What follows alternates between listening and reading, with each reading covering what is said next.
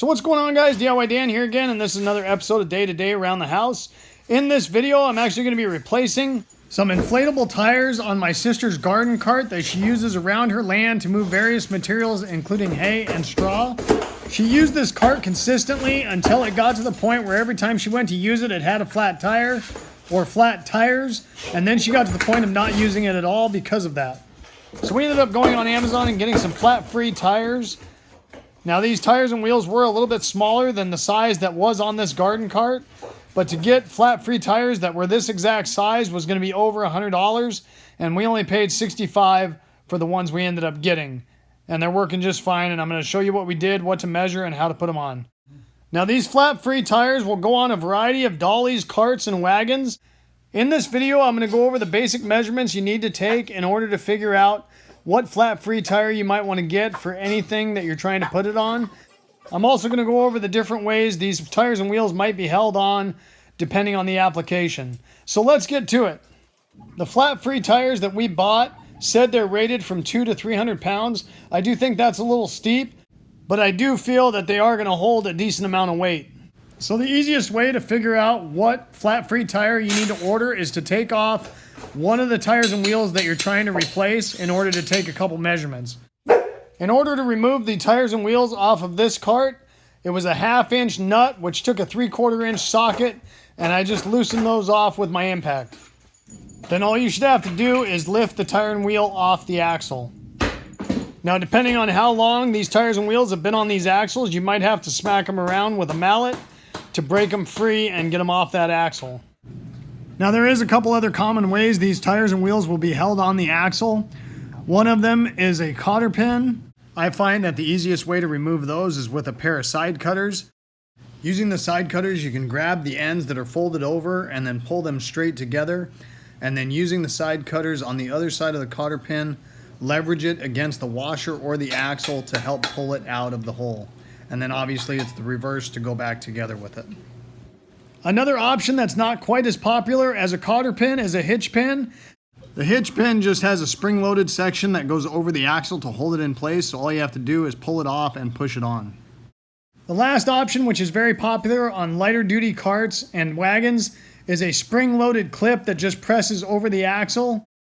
These clips are pretty much a one-time use, and as you leverage them off, prying them back and forth to get them off, most likely you're going to ruin them. So what I usually do in this situation is just after the tire and wheel is off, drill a hole through the axle and retain it with a cotter pin or hitch pin. So now that you've removed whatever retaining device is holding the tire and wheel onto the axle, we need to take some measurements. So one of the measurements you will need to know is the hub width. The easiest way to get this measurement is to measure on the axle from the innermost part where the wheel was sitting to the outer part of the axle where it was retained by either the nut, cotter pin, or hitch pin. Make sure if you took off any spacers while removing the tire and wheel that you put those back on before making the measurement. You can also make this measurement on the hub itself, basically the outside of the bearing to the outside of the bearing on the other side. I just think it's easier to do it on the axle. Now I actually think they've got some wrong information on their Amazon ad, because there's no way that these were 4.5 inches as far as the hub diameter, especially when they're saying the actual wheel width was 3.1 inches and the wheel hub was not as wide as the tire. I think it was closer to 2.5 inches as far as the hub length. Now I noticed this during editing this video, and I can't verify it because I no longer have the cart, but the math is just not adding up on that one. Irregardless, on my sister's cart I added 2 washers plus the original spacer, because the hub width on these new tires and wheels that I bought was a little bit shorter than what was originally on this cart. And obviously you can always add spacers if your tire and wheel hub length is a little bit shorter than what was originally on there. Just make sure you don't get a tire and wheel that has a longer hub length than what you have axle. The other measurement you will need to know is the diameter of the axle. So right here, you can see that I'm measuring the width of this axle, and this one was actually 3/4 of an inch. The axle diameter on the cart I'm actually replacing these wheels on was 5/8 of an inch. You could also get this measurement by measuring the inside diameter of the bearing of the old tire and wheel that you're planning to replace. Another key thing to look at before ordering a tire and wheel is to look at the hub and see whether you have an offset or a centered hub.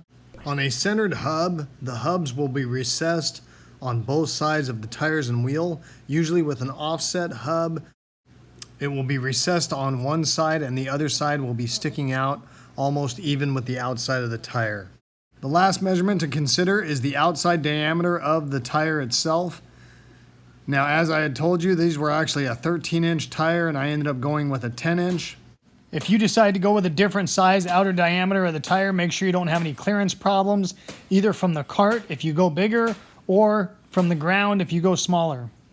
So now that you've ordered your tires and wheels, all that's left to do is put them back on.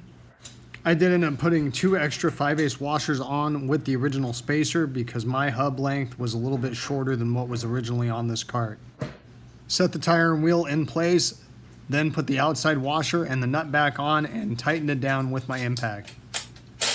I replaced the 2 tires on the one side of the cart and then set it upright to see the difference in height of the cart because of the shorter tires and wheels that I actually got. So the side that I got new tires and wheels on is about 13 1/4 and the other side was 14 1/4 and that was with flat tires. So that was an inch difference in height. Granted, there was flat tires, so it's probably closer to 1.5 inches when it's all said and done, but it's gonna work fine for what my sister needs it to do.